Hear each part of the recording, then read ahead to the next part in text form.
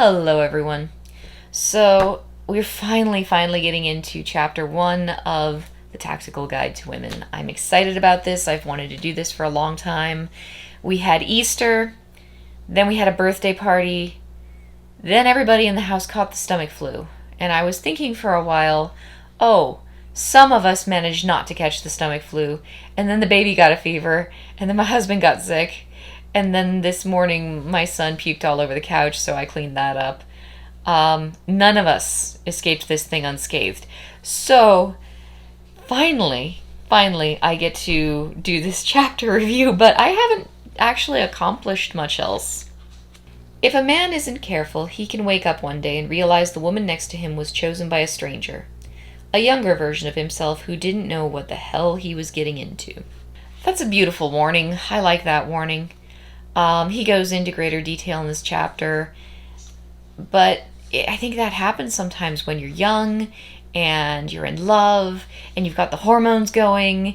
It's really easy not to think about whether or not someone is a good possible spouse. It's like, oh, but I love her. I remember it was some advice thing where some guy was talking to a man about a woman that he had dated and fallen in love with and had a relationship with, and she was clearly not the right woman for him. And he's talking about how they were just such a good match, and it's like, well, what did you talk about? I mean, we like the same kind of music. It's like, okay, so beyond that, nothing. Lots of hormones, lots of feelings, lots of excitement. No real connection there. Like nothing really built up there. It was just a lot of hormones, feelings, excitement, sexual attraction. That's nice, but that's not enough to build a strong relationship. Here's the impulse that's going to kick off our discussion. People tend to find partners who soothe their deepest insecurities. One of the things I've really enjoyed about this book is the fact that it is not from the family of rational male books and ideas. This is a completely different set of ideas about how men and women form relationships, and it's a breath of fresh air. I'm really tired because I thrive on novelty. I'm a little bit ADHD. I'm a lot ADHD. I thrive on novelty. And so the first time I read Rational Male, I was just like, this is all new. And so it's all exciting. And oh my goodness, look at all the pretty ideas. And then I got tired of it because I kept reading the same ideas again and again. Like Rational Male Book 2 was, in many ways, it was a repetition of Rational Male Book 1, which doesn't give me that novelty that I crave. I need my fix there. And any other book that's in the rational male vein of thought, it's the same ideas being re-explained and reprocessed, and I need novelty. And this gives me novelty, so I am very happy. He's not talking about how women are driven to do this because of their instinctive drives. It's about people. People tend to make these mistakes in relationships. People who are attracted to the wrong person, because some of us tend to just keep on going for the wrong person. And I'm not sure I had that problem. I think I was very lucky in the sense that while I have a lot of issues with my parents, they did model some really excellent relationship patterns so that when I grew up and reached adulthood, I had a pretty decently clear idea of what I wanted in a partner. And I was able to kind of go hunting for that. And I was really picky. And eventually I found a partner who matched up with me very well. And we've been able to maintain a very stable relationship for many years. There have been some health problems. There was a brain tumor. It was exhausting. It has not been easy. Marriage is not easy at all. But I haven't struggled with the problem that some people struggle with, men or women. I always seem to pick the wrong guy. And it's always the same kind of guy. I always seem to end up going out with the same kind of asshole. And I don't know why that is. Because some people have that problem. I am very lucky in the sense that I did not have that problem, but that's the problem he's talking about. The sense that people always seem to find partners, or people tend to find partners who soothe their deepest insecurities, which is a very interesting way to put it. And then he goes on to tell this wonderful story that really illustrates his point. And I'm afraid that I'm going to have to gloss over it because it was a very dense chapter and it had a lot of information, but a lot of the information was tied into this story. If you want to communicate an idea to a person, put it in story form, because then you can really communicate the idea to them in a way that's going to really open their mind to it. And he does that, and he does it beautifully. So I feel like in doing this chapter review, I'm not going to be able to have that benefit of the background and framework of a story to illustrate it. Just buy the book and read the book. This is actually a book. No More Mr. Nice Guy was an excellent book, but it doesn't necessarily apply to everybody. If you don't have nice guy syndrome, No More Mr. Nice Guy isn't necessarily going to speak to you. This one, I think, is a very good generalized guide to relationships. It's oriented towards men. Gentlemen, buy this book. Mike and Sarah met in an accounting class during their senior year. They were a match made in, well, not heaven. I'm gonna keep on loving on this book here. His writing is quite humorous and very pleasant to read.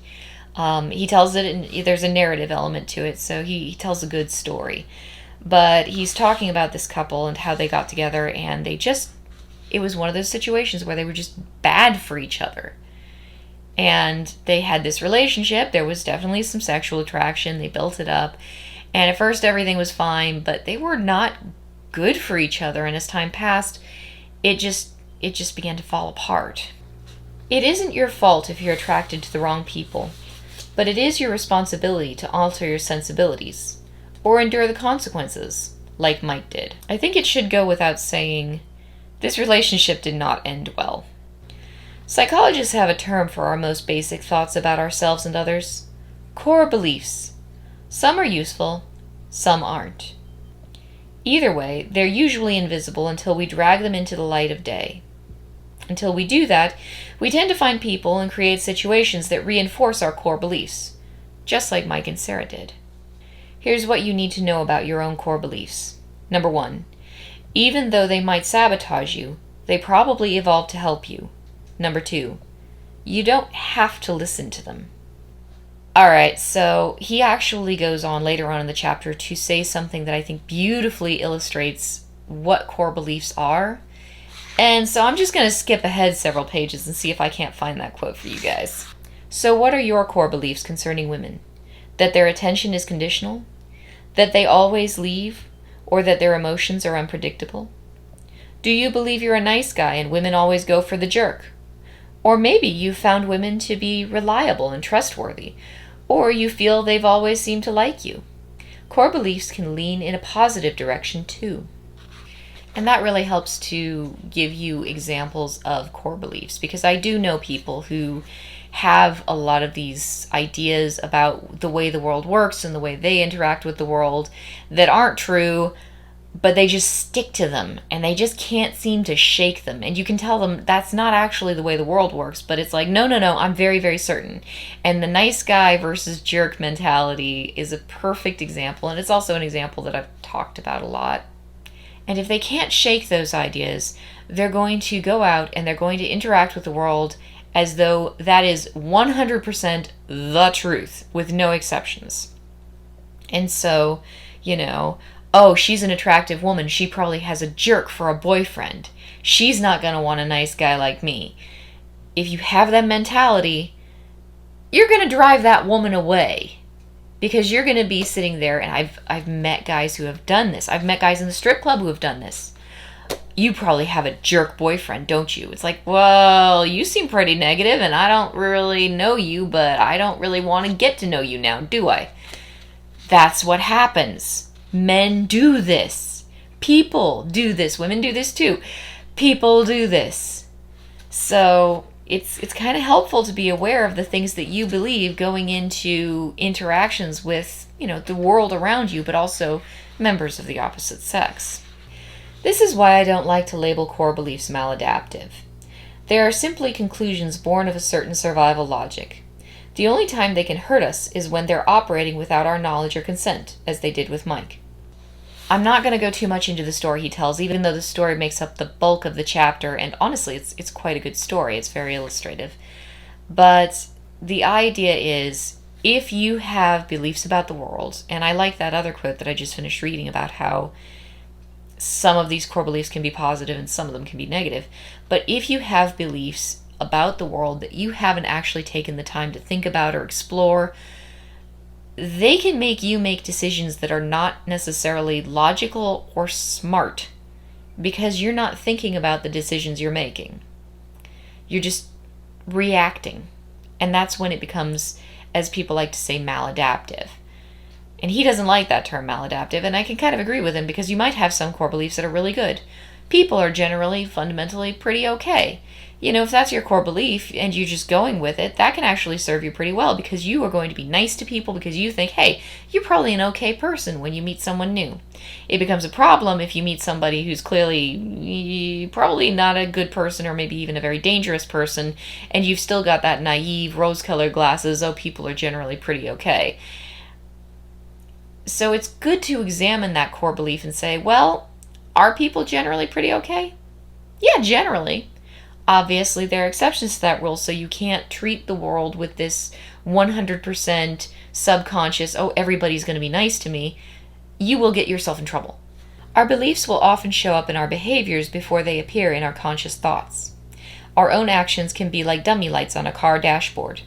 The little red check engine light doesn't identify the specific problem, but it does give us a fair warning. Hey, dummy, there's a problem. Pull over. This is interesting to me because then I start looking at the way I act toward the world around me and it's like, I wonder what I can learn just from watching the way I act and watching how I interact with people and with the world around me. And it kind of brings me back to The Rational Male because a lot of people who are watching this video have watched The Rational Male review and it's like, don't pay attention to what women say, pay attention to how they act. And yeah, that's interesting and all. People sometimes are driven by their subconscious, but what does that actually tell you? And rational male thinking is, it tells you that there's a pattern to all female behavior and all females are driven by these subconscious reproductive drives. Like robots. I know that that's not necessarily what he was trying to say in the books, but the more I listen to the doctrine of the rational male, the more I see a lot of people who repeat these ideas basically saying women are driven by these impulses the way robots are. Which I don't know exactly how much control we as females of our species are supposed to have over our drives and impulses. Do these drives and impulses exist? It's entirely possible, which is why the idea is so intriguing. But are we mindlessly driven forward by them? Discomfort never killed anyone. Besides, there's a funny thing about our minds. Our thoughts and feelings eventually catch up to our behaviors. Mike built up a little more confidence every time he disobeyed his mind's desperate bid for acceptance. Ignoring the mind gets easier with practice, and core beliefs lose power with every act of defiance. People can change, and people can teach themselves new ways of seeing and perceiving the world around them. It's like stretching your limbs or your joints. I was a contortionist for a while, so that's the first thing that comes to mind.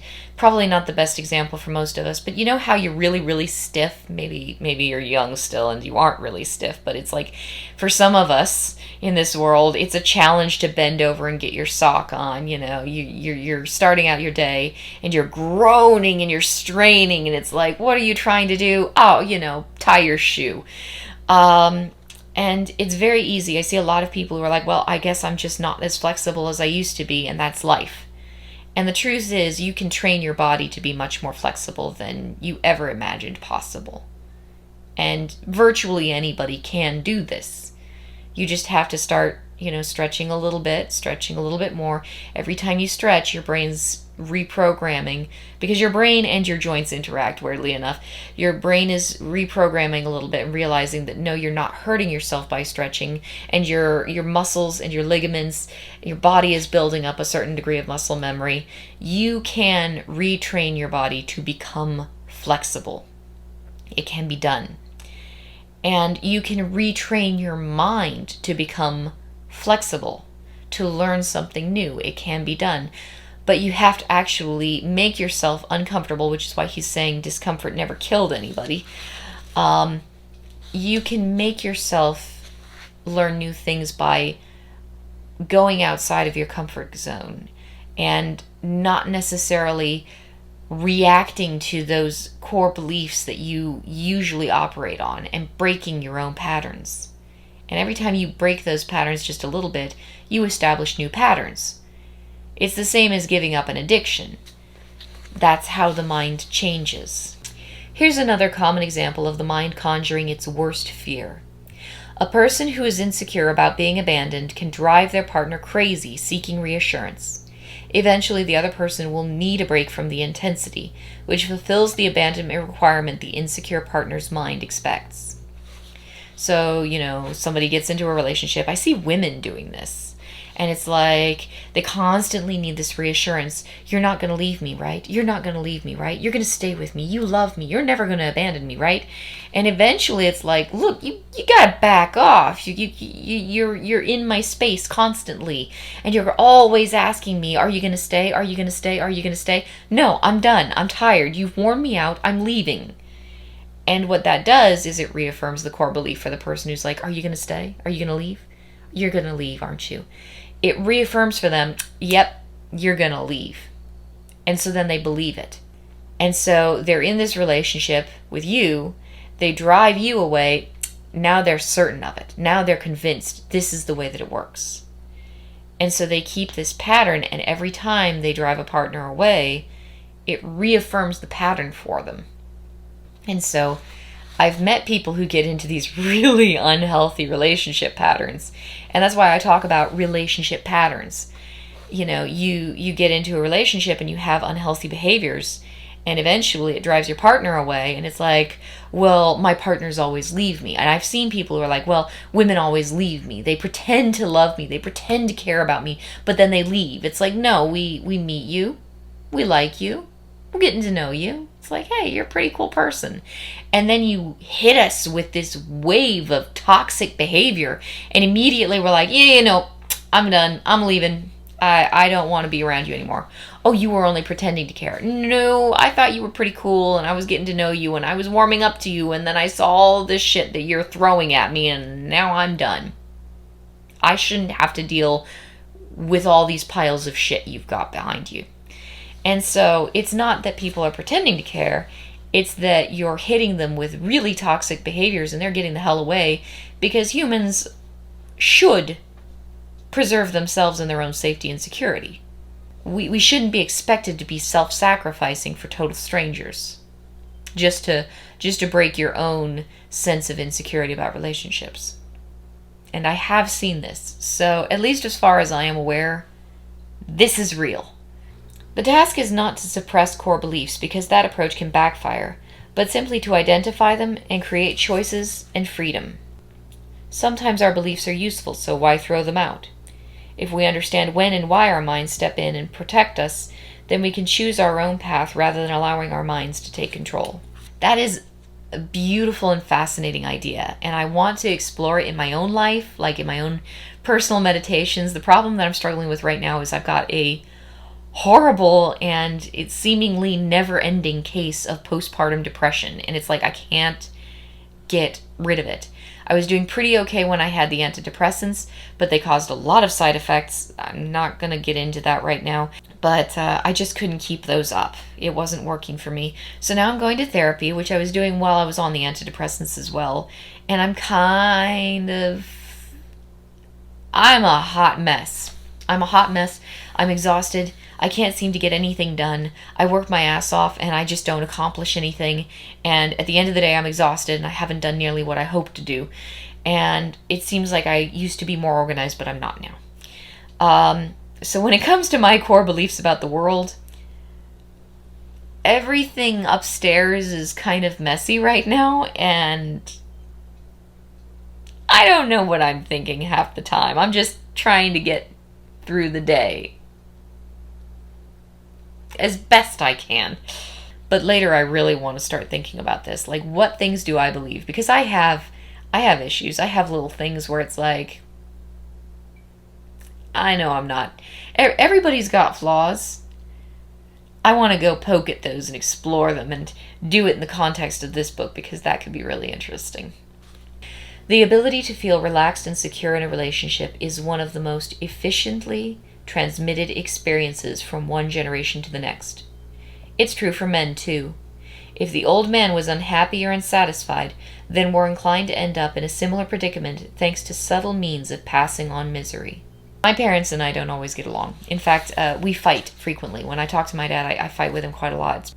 But one thing that they did right, and one thing I do not ever want to... Like, some people are like, oh, my parents screwed up all over the place. No, this is the one thing they did really, really, really right. They had a beautiful relationship with one another. And growing up, I got to see that. And it was really good for me. And it was really good for my brother. The two of us grew up seeing this wonderful, committed, loving, and lifelong relationship. And that's something that a lot of people don't see anymore these days. Like, I've seen so many people where it's like, parents are divorced, parents hate each other's guts, probably heading for a divorce at some point in time. I've seen a lot of people who have grown up with those kinds of relationships being modeled to them. And so then I meet people sometimes who are like, I don't believe in marriage. Why don't you believe in marriage? I've never seen it work. It doesn't work. It's all a lie. No, it's not a lie because my parents have a beautiful marriage. You know, it's been a strong, healthy, faithful, and lifelong marriage. So, yeah, it works. It's not a fairy tale. It actually does happen. Doesn't mean it's easy. Brain tumor really throws a wrench in things. But at the same time, it's entirely possible. It does happen. And it's a lot easier to reach that point if you see those behaviors modeled to you when you're growing up. And so one of the things that my husband and I are very committed to doing, and one of the things that is very important to both of us, is to model a loving, healthy, and lifelong relationship for our offspring, because they're going to pick up on those things that we have modeled to them. Now, the caveat always with divorce is, if it's an unhealthy relationship, you're not modeling a healthy relationship. So, you know, some people are like, oh, you can't ever get divorced because that's bad for your kids. Well, if your relationship is toxic and abusive, particularly if it's abusive, you're still not modeling that healthy relationship for your kids. So, what's the point? You know, you might as well call it in and say you're done.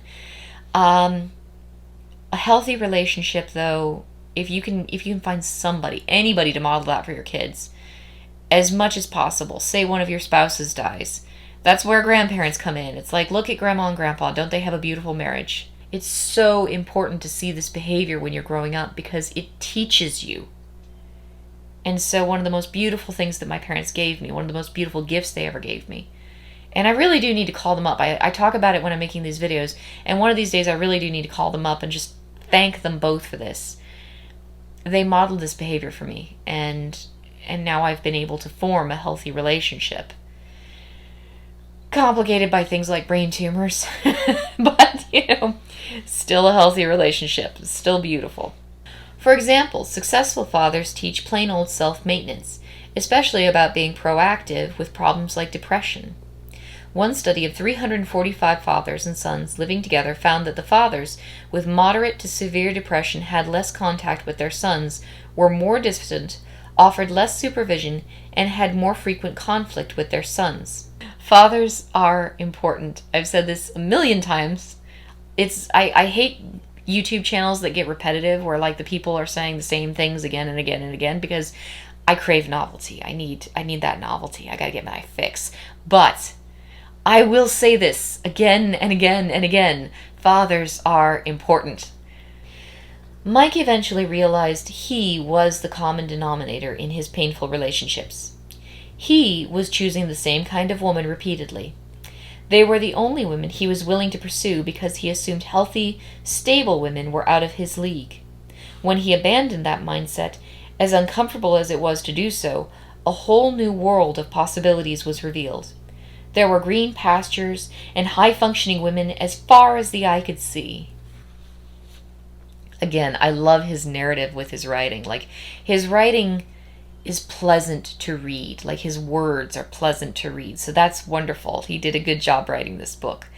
But also, I love this paragraph. There are people, and I remember when I was single, and it was so annoying. I was complaining to one of my friends, it's like, I just can't find a guy I like.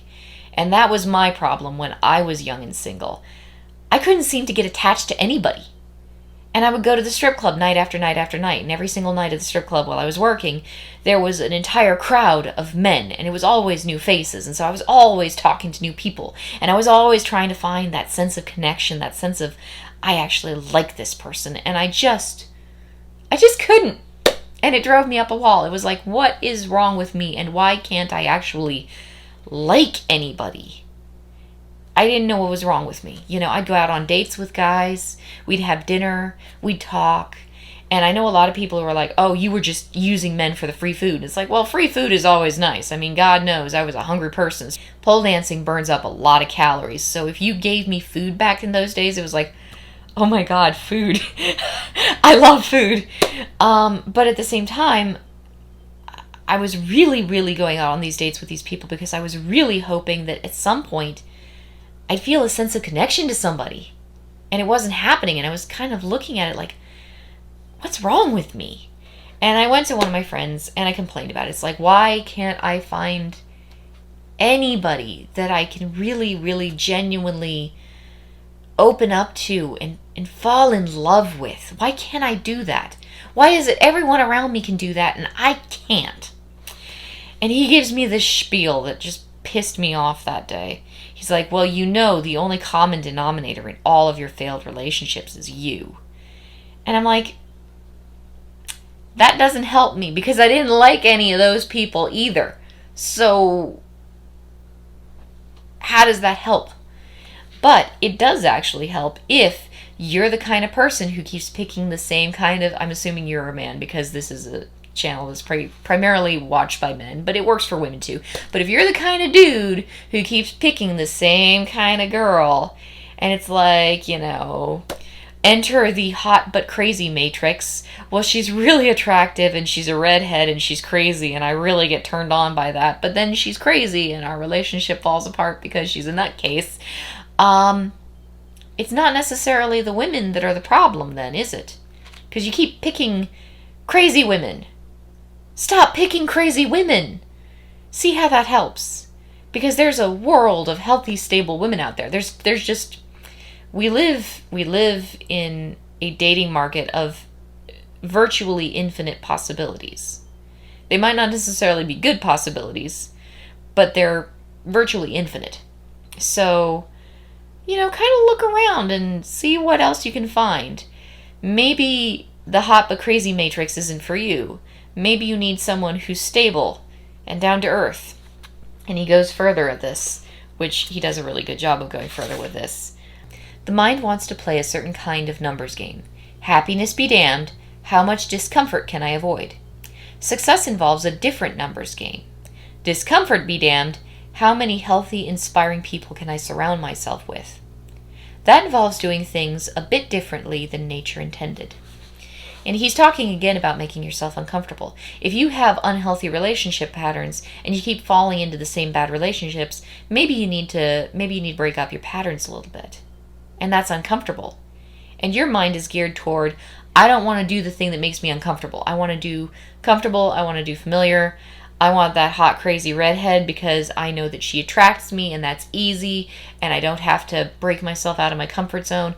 I don't have to approach the stable, attractive woman and flirt with her because I assume she's already got a boyfriend and that's kind of uncomfortable for me and I don't really want to do that. No. No. If you want to meet the stable and attractive woman and flirt with her and get to know her and build a relationship with her, you have to actually go and talk to her, which is really uncomfortable and really scary. And your mind isn't going to want to do that. But if you want to be successful, you have to teach yourself, I'm going to just be uncomfortable for a little while, and I'm going to go do this.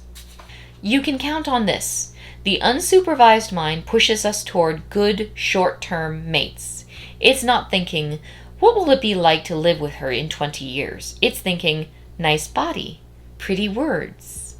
Here's how we make decisions if we leave the mind in charge. Number 1, first, we notice her attractiveness. Number 2, at a distant second, we assess her goodness of fit for us. And it's like, hot, crazy redhead. Not that redheads are crazy inherently. I'm just talking about like that one special set of characteristics. Maybe it's not the red hair. Maybe it's the big boobs. Maybe it's the small boobs. Maybe it's just that crazy glint in her eye that says, I'm dangerous and fun. I have seen crazy eyes in my life. I don't like crazy eyes, but some guys, they just seem drawn to them like a moth toward a flame. It's like, oh, she's got the crazy eyes. And there you go. Right toward her. All right, good luck with that. It didn't work the last 12 times you tried it, but lucky 13.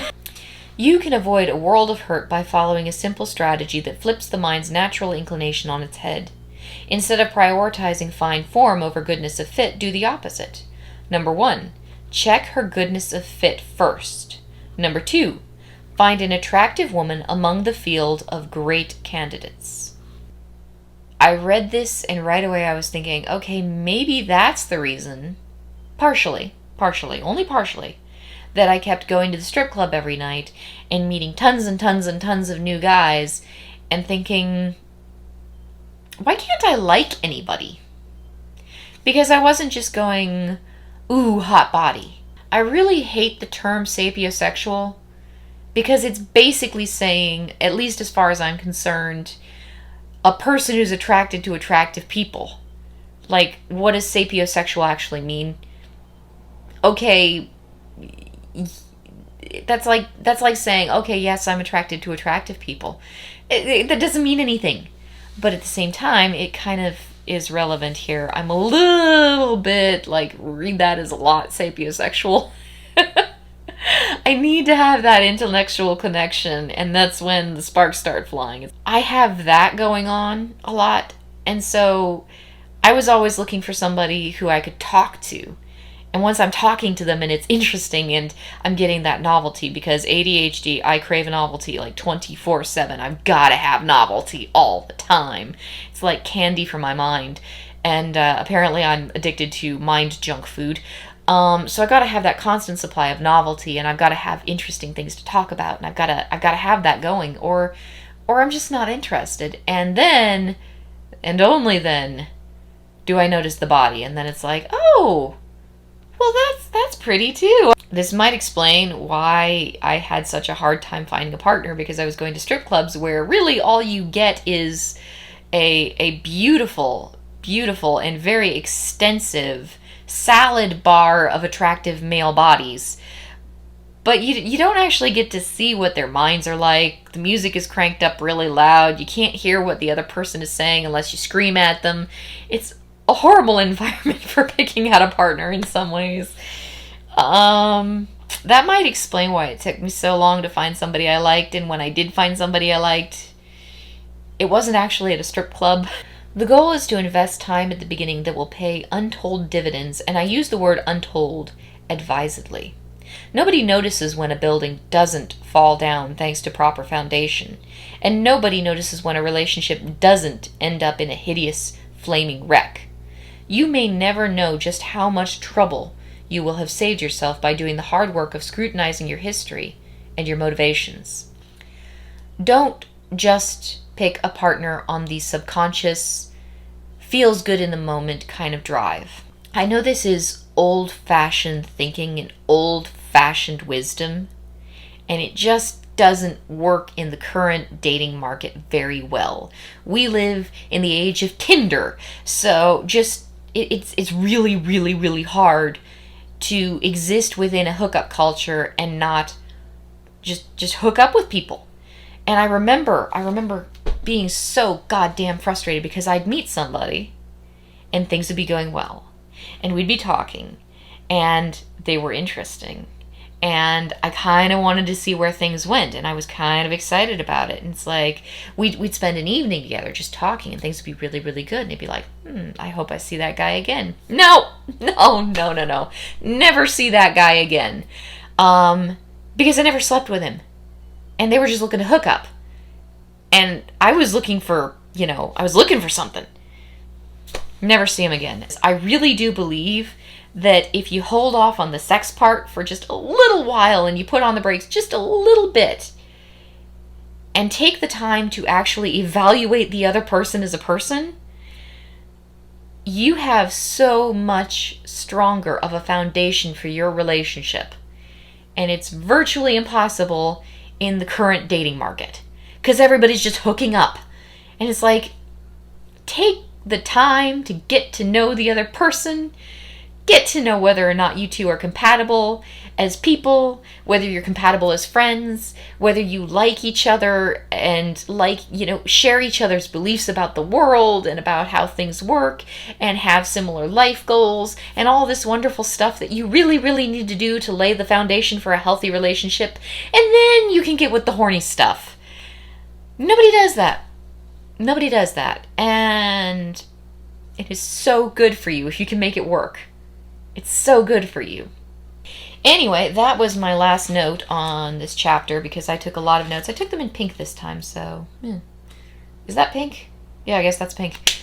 Anyway, lovely chapter. I didn't tell you much or any, really, of the story about Mike and Sarah. Buy this book. Read this book. It's a well-written book. It's worth it. I can't wait to get started on chapter number 2 because that's probably going to be quite good as well. And that's everything for tonight. I will talk to you guys later.